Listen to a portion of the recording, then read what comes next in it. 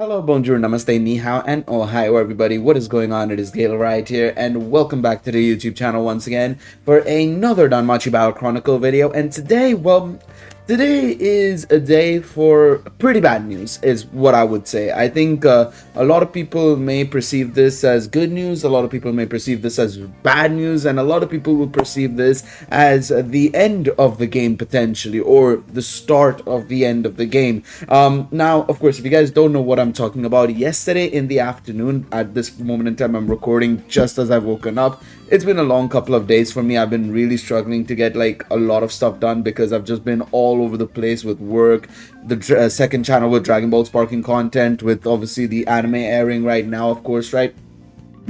I've been stretched all over the place, so I had to, rest last night. I couldn't get the video recorded on time, so I've woken up in the morning to record this video instead. And yesterday in the afternoon, we got a news post from the game, and it was a bit of a interesting one. It wasn't necessarily a director's letter like I was expecting we were supposed to get at the end of actually last month or the start of this month. It was a message from the live ops team instead, and it said that this was effectively a message that was going to be replacing this month's director's letter, effectively, right? That is what they said. Yeah, instead of a director's letter this time, they want to present a message from the live ops team. Now, automatically, that is a big like orange flag for me personally. It's like a orange to red flag effectively, because it's like, well, clearly it's not good news. Whatever you're gonna say, it's not gonna be amazing news, so we'll have to wait and see how it looks. And the more I read it at work, the more I was getting more and more disappointed with the way they were handling this, in all honesty. But at the same time, I understand it because of the way the game has been over the last few months, right? I think the biggest issue this game has had is in retaining players. I think that's the most important thing to mention. Is I think the game is generating new players, absolutely. I think every like couple of weeks, or not even couple of weeks, every couple of days even, whenever I'm streaming on YouTube or something, I always see new people coming into the live stream and stuff, and I think it's pretty good that there are new people coming in. The problem is you want to keep those players, and I feel like that's what they're not able to do really well, and it's due to various factors. I think obviously I still maintain, I think over the last couple of months, outside of the bugs and issues, if you are able to nail on stuff like abyssal exploration, and all these other special contents that they have, right, Uncharted Battlefield raids, they can do a good job in retaining players, but there needs to be more of that, and less of the more tedious grindy stuff like MSS and stuff, right? So let's read through this message together so you guys get an idea about it, in case you guys weren't aware as to what's happening. Thank you for continuously enjoying Is It Wrong to Try to Pick Up Girls in a Dungeon Battle Chronicle? Hello everyone, this is Shimizu from the Don Crow Live Ops team. We hope you've been enjoying the first anniversary event, which has been almost running for 2 months now. Thanks to the support of all of our players, we were able to celebrate this milestone, and we are truly grateful. Obviously, they talk about the fact that some of the events have been extended due to, of course, the Familia event and that whole malarkey that happened, right? Again, in a recent example of, the situation with, bugs and stuff in the game that keep popping up here and there. Instead of a director's letter this time, we want to present a message from the live ops team. Based on the results of a recent survey, we hope to share some insights into upcoming updates and give our users a glimpse into the future of Dancrow. So let's start off with this. So first and foremost, we have 5 points to go over, or 6 points, sorry, 6 points. Addition of new characters to align with the TV anime Danmachi Season 5, which is, I'm surprised that they're doing it, to be honest, because obviously I was one of the first people to say that, yeah, I don't think it's possible for Dancrow to do it, because just development of models and everything and new outfits and all that, it's a tedious affair. So I don't know how often they're gonna do it. We actually already know who the first character is going to be for this, by the way. I'll share it with you guys in the video itself as well. The second point is, of course, revisions and improvements to endgame content. We'll take that, of course, right? That's obviously going to be a massive improvement. I assume this includes stuff like MSS, United Fighter Battle, Abyssal Exploration, so on and so forth. New features for Familia, addition of multiplayer elements, transition to partial voice acting, that's going to be the big one we need to talk about, and other. So let's start off with the first point, which is addition of new characters. So from October, we will be implementing new characters in line with the airing of the TV anime Danmachi Season 5. While we cannot provide specific details about the implementation timing, we are excited to add many appealing characters that will tie in with the airing anime. Stay tuned for more updates. So this is something we already knew about. We kind of already had an idea that this was going to happen thanks to the data mine last night, of course, right? Or not last night, the day before, actually, I should say. It was the day before night. And of course, we know who the first character is going to be. I'll share it with you guys right now. Let me see if I can actually pull it up. But of course, I think this is pretty cool. I think it's good. It's a good way to kind of have people, you know, invested into the game in a way while the anime is airing. And of course, the way the anime could sell the game, vice versa as well. Like if you looked at whenever Danmimo would do this during the season, right, they'd always have it where basically you could you know, they would actually promote the game as well at the end of each episode or at the start of the episode or something like that. There was something like that where they do some interesting thing so that the you know, anime viewers would know about the game as well, right? And I think that's a great way to do it, of course, right? Especially with the anime becoming more and more popular, the more anime becoming more and more exciting, a lot more people would be more and more interested, of course, right? So the first unit is a Seer Flover. It's obviously her in the white dress, of course, right? That she wears on the date with Belle. Obviously, if you haven't checked out episode 2 of the season, be sure to check it out. I've already done my live reaction to it. Of course, we will be doing a live discussion on stream on Saturday evening. Would love to see you guys there. But yeah, no, I think it's going to be pretty cool to see what she does, of course, right? She is probably going to be most likely an assist based on just generally her animations and stuff like that, and just generally what Seer units end up being in Danmimo or Danmachi Battle Chronicle. But yeah, we'll have to wait and see, of course, as to what's happening. It's a joint rate-up gacha, so no idea if it's going to be time limited or not. Hopefully it's non-time limited. Again, they need to kind of transition into doing more non-time limited stuff. If they really want to do well long term, I think they have to realize that you can't make every single unit time limited. Even if they have a new costume or new outfit, that does not mean that they're time limited. That's just something they have to kind of understand, okay? So hopefully they do that and keep that in mind. Revisions and improvements to endgame content. So now this is going to be the more interesting part for, I think, a lot of us who have been playing the game for a while now. We will be making revisions and improvements to the following content: Magic Stone Scramble, Battle Arena, Uncharted Battlefield, and Abyssal Exploration. So MSS, they've been saying this for the last 6-7 months. I need to see it, to be honest. You can keep saying that you're going to make changes. I need to see it happen.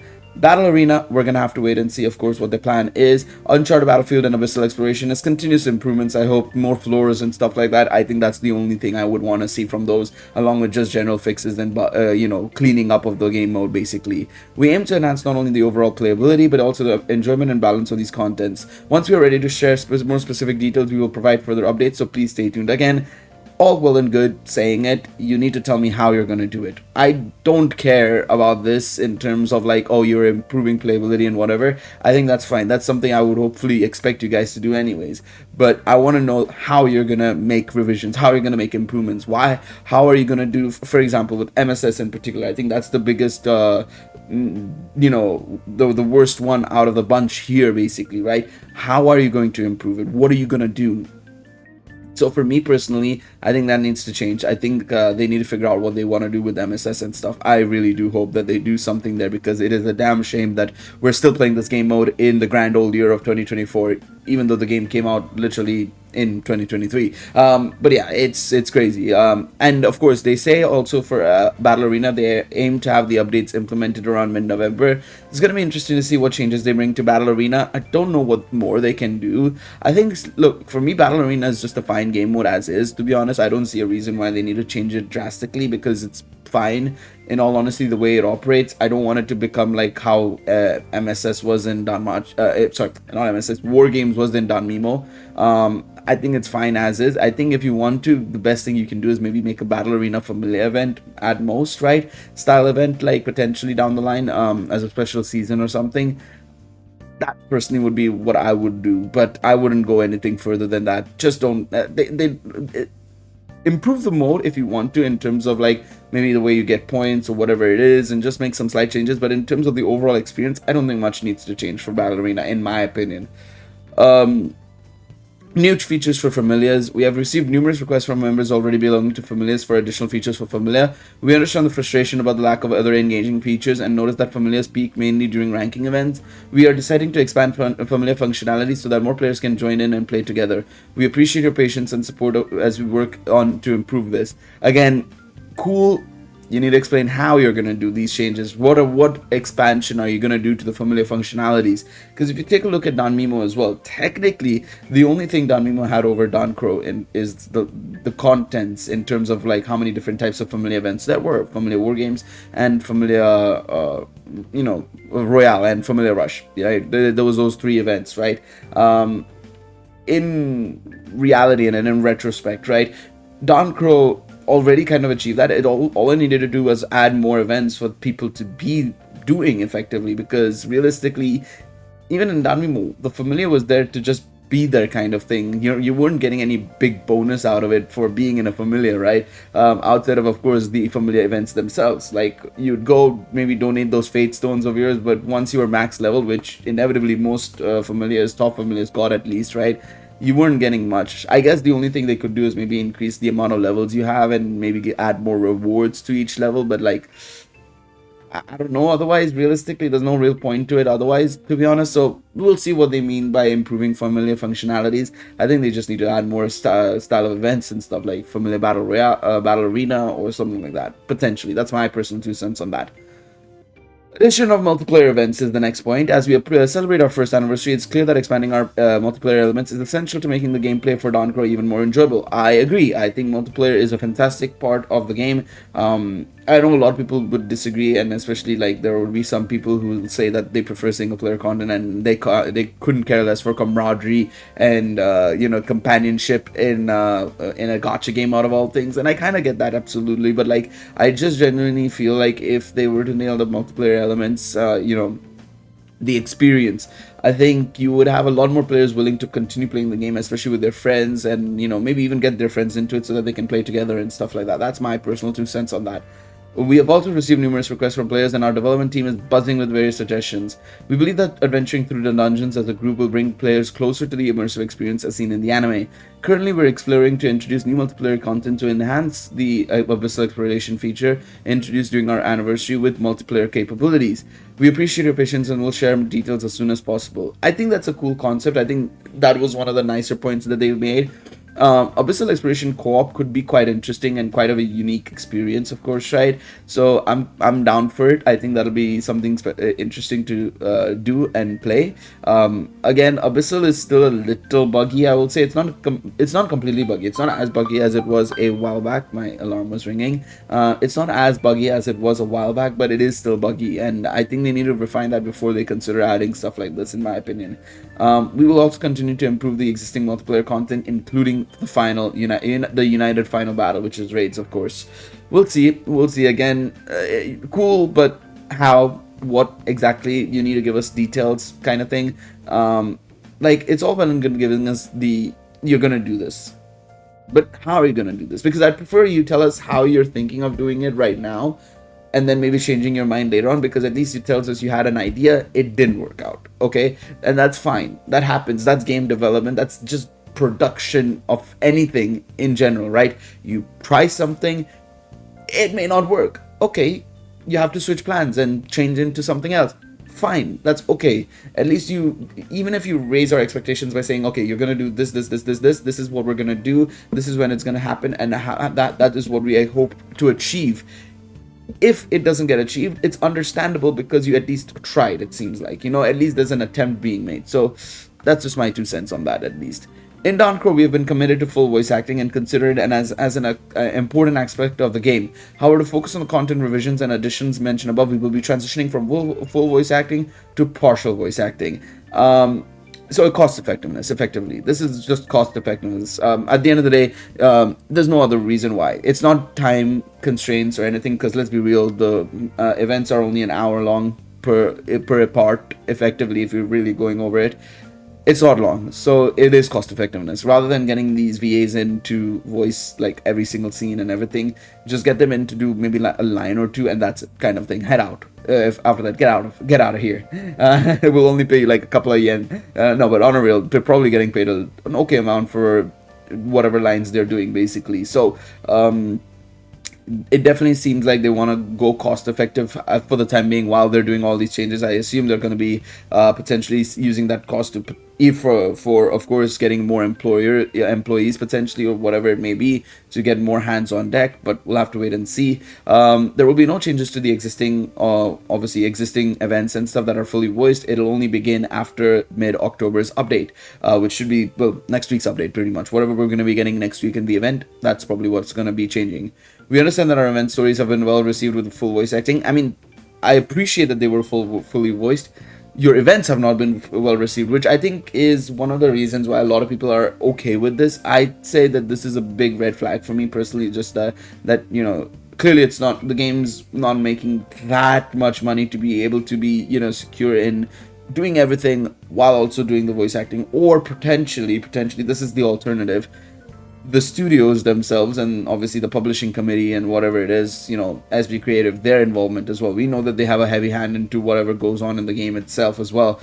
They must be like, you're hemorrhaging a lot of money, you've already used up a lot of resources trying to fix the game, it's not worked, we're gonna take away the budget. And that is a fair possibility. That is a very fair possibility that, you know, maybe they've already used up a lot of money and then they've not fixed the game, which would be very concerning from a business standpoint. I would probably, and if I was in SB Creative's shoes, I'd be ringing up NeoWiz and telling them to get that new game out ASAP, because this game ain't going nowhere, you know, in that sense. Because if either way you look at it, right, either way you look at it, or any way, which way you look at it, right, any way you look at it, not just between the two options I'm gonna say, but like, either they're spending a lot of money and haven't achieved anything, and now they're being told you can't spend that much money, you have to figure out what to give up on while you're fixing this game, and they've decided that this is the way. Or alternatively, the game isn't making that much money. And a lot of people will obviously point out to the gacha revenue charts. We can't really use those because that's only mobile.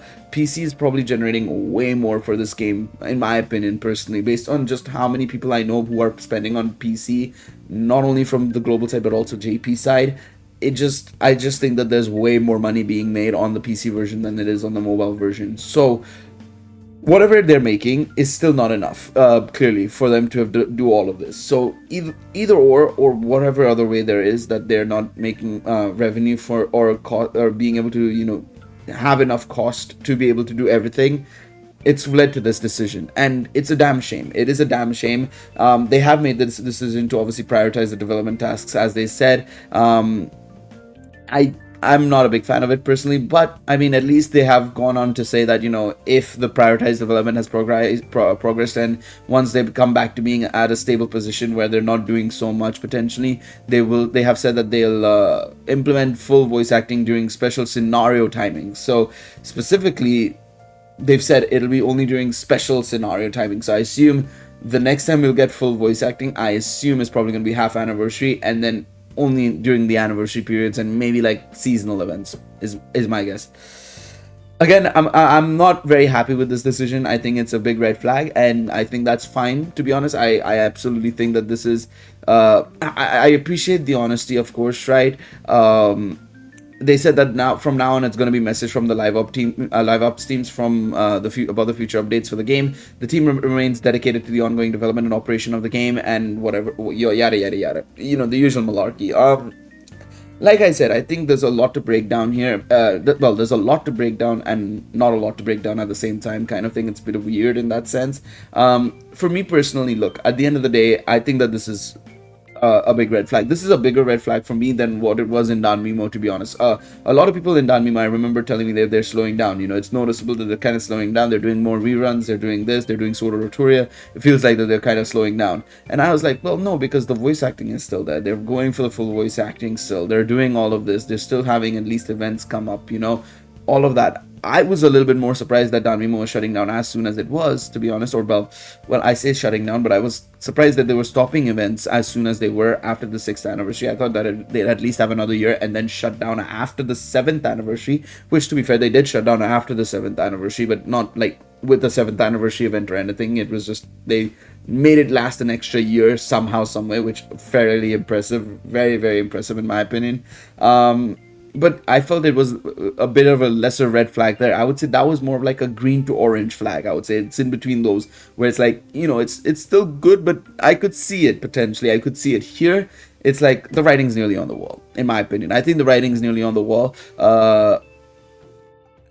When I say the writing's on the wall, I think it'll be another year. I think 2nd year to 3rd year is where I expect it to, you know, potentially be.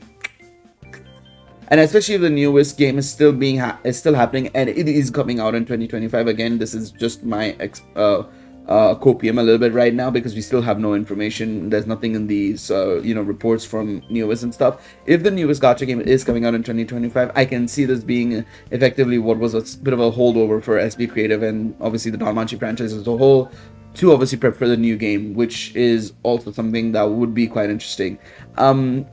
No, but on a real though, I do think that they were hoping that this game would succeed extremely and do extremely well. I mean, they put in a lot of money at the start of the game, you know, getting HoloLive, getting the fact that, you know, you're doing all this advertising all over Asia, Taiwan, Japan, Korea, I think it was. They had like plasters over the subway stations and all that sort of stuff.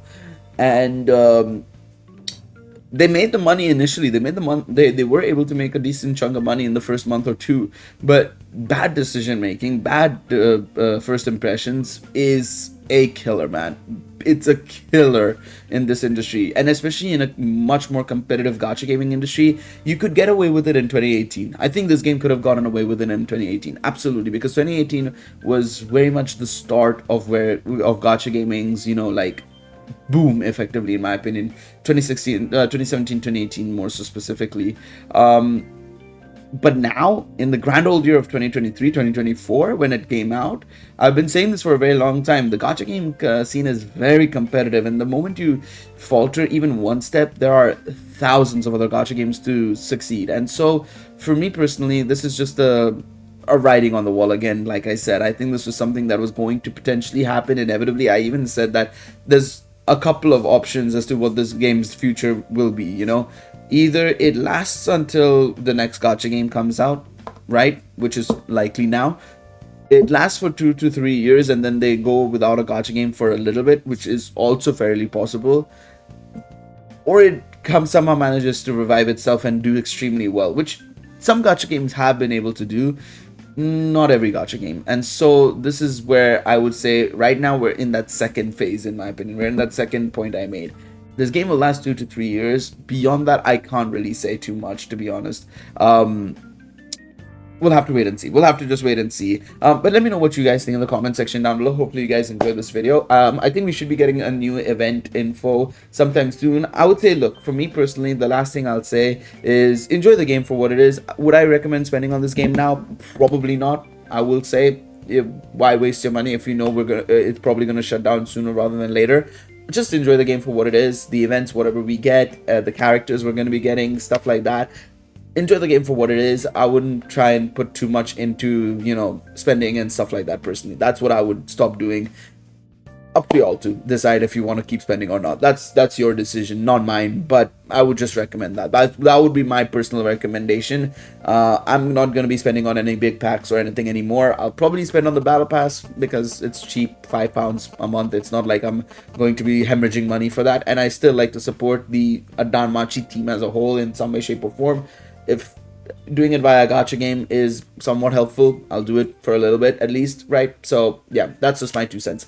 Thank you guys so much for watching. Of course, if you guys enjoyed this video, remember to leave a like, subscribe to the channel, and I'll see you all in the next one. Take it easy, everybody. Bye-bye.